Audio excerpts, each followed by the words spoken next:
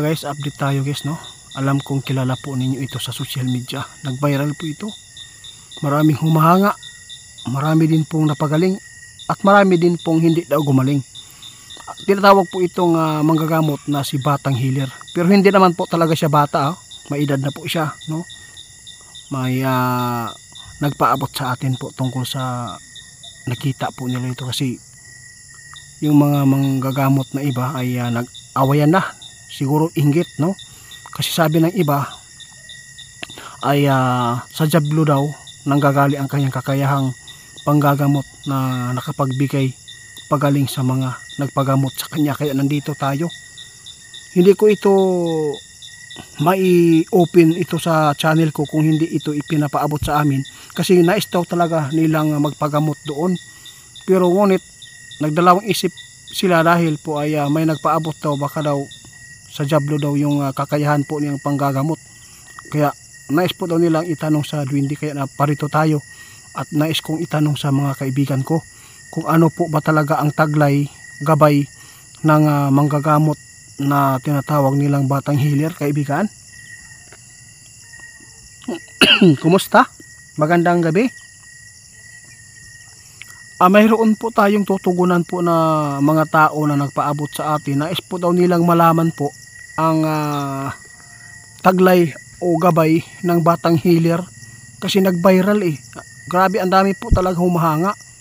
Aabot po daw ng 30,000 minsan nagpapagamot sa kanya. Grabe, sobrang dami na po talaga yan. Gusto po daw nilang malaman sa inyo. Ano, mayroon po ba kayong impormasyon dito tungkol sa Batang Healer? Kasi nakapagpapagaling talaga siya. Pero marami din po ang hindi daw gumaling.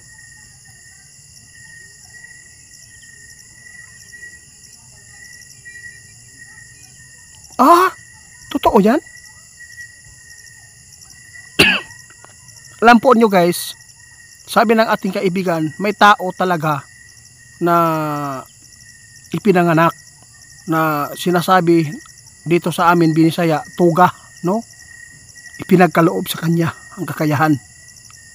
Depende po yan sa tao daw, sabi ng ating kaibigan, kung nanggagaling po sa Diablo. Kasi kung ipinanganak ka talaga na yun po, tinatawag nilang suhi, no? Muna ginatawag sa amo adri guys. Kaibigan, sige, patuloy natin.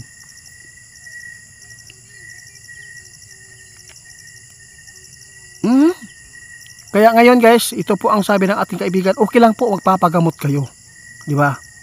Alam po ng ating kaibigan na lahat po ng mga tao talaga na nakapagsabi ng masama, di po pwede na mag-judge po tayo agad, kasi tao din lang po siya, minsan napapagod, kaya minsan na makapagbigay siya ng masakit na pananalita, masungit sa social media. Sa totoo lang, tao din po siya. Kapoy ba? Di ba kaibigan? Pwede po ba sila magpagamot doon kaibigan kung marapatin nila? Okay lang ba? Guys, ito lang po ang sabihin namin. Kung wala siyang tinuturo sa mga nagpagamot, kung wala siyang tinuturo na tungkol sa sa pang-Diablo, pang-demonyo na turo, kung wala siyang mga sinasabi dyan, ibig sabihin nito ay okay lang po yan. Hindi po natin ma-judge na porket may kakayahan po siyang manggamot, tapos i-judge natin na galing sa demonyo po ang kanyang kakayahan. Kasi may mga tao talaga na binigyan po na may kapangyarihan na gumamot sa mga masakiton. Kasi sabi po ng nagpaabot sa atin guys, nagtuturo po daw siya ng hindi maganda.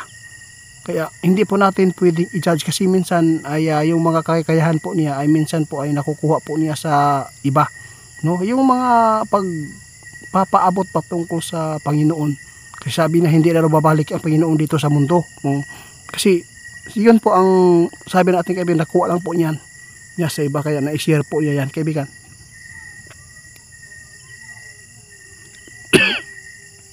Oo. Alam po nyo guys, depende man po, sabi ng ating kaibigan, kung naniniwala talaga kayo sa magagamot ng buong buo, kung hindi kayo nagdalawang isip, posibleng gumaling talaga kayo. Yun po. Hindi naman po bawal na magpagamot doon. Basta hindi lang kayo tuturuan ng hindi maganda, ibig sabihin yan, galing po yan sa maganda.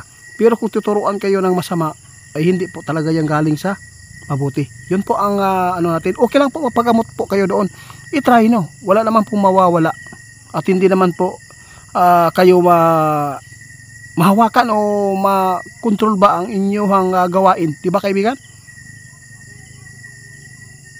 May mga tao talaga daw na gitugahan o mauna. Kaya irespeto natin kung ang iba naninira kasi inggit po talaga siguro. Basta wala pong masabi si kaibigan no na masakit para sa kanya. Ang sa kanya lang na kung may mga tinuturo siyang hindi maganda, huwag po niyong gawin. Ha? O yun. Salamat po kaibigan sa pagpapaabot ha.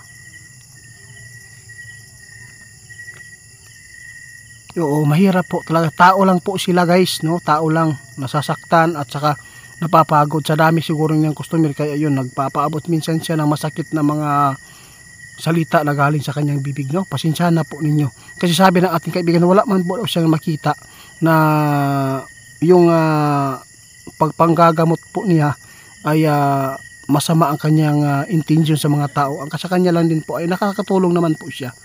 Respetuhin po natin kung ano po ang kanyang kakayahan. Sa lahat ng mga tao na nagre-request sa atin, ito po ang kanyang pinapaabot ng ating kaibigan, no? Okay lang po magpagamot po kayo doon.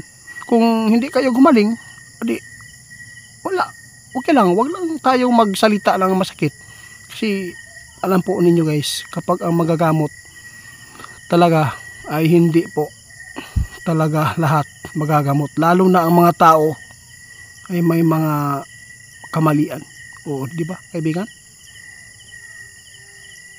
O, respetuhin daw ninyo, guys. O, yung mga manggagamot na ganyan. Pasalamat tayo, may mga taong napagaling niya. At least po, ay napagaling yung iba. Kung mayroon man na hindi, wag lang po natin siraan. Kasi hindi naman po talaga siya ay makapangyarihan sa lahat. Salamat kaibigan sa pagpapaabot. Salamat din po, ma'am, sa pag-request, sir. Salamat po sa inyo pag-request sa batang healer na giingon ninyo na gusto nyo magpagamot na. Huwag kayong matakot. Subukan niyo. Yun lang po.